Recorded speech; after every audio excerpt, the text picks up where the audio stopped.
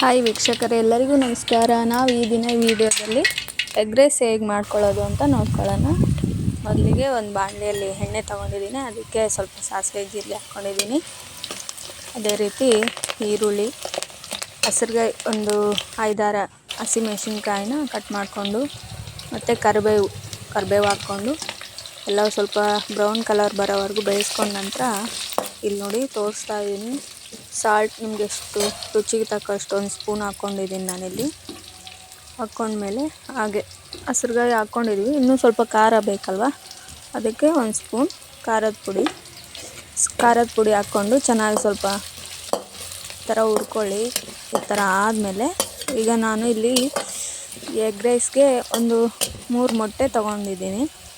ಅವನ್ನ ನಾನಿಲ್ಲಿ ಹೊಡ್ಕೊಂಡು ಇದರಲ್ಲಿ ಹಾಕ್ಕೊಳ್ತೀನಿ. ನೋಡಿ ಇಲ್ಲಿ ಹಾಕ್ಕೊಂಡಿದ್ದೀನಿ.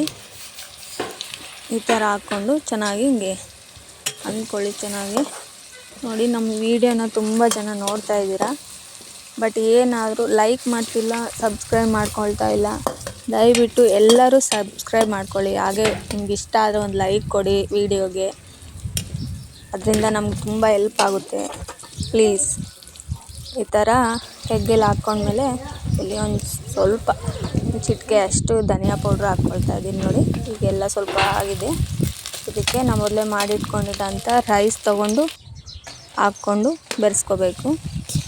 ಇಲ್ಲಿ ನೋಡಿ ಕಲಿಸ್ಕೊತಾ ಇದ್ದೀನಿ. ಈ ಥರ ಒಂದು 5-6 ನಿಮಿಷ ಲೋ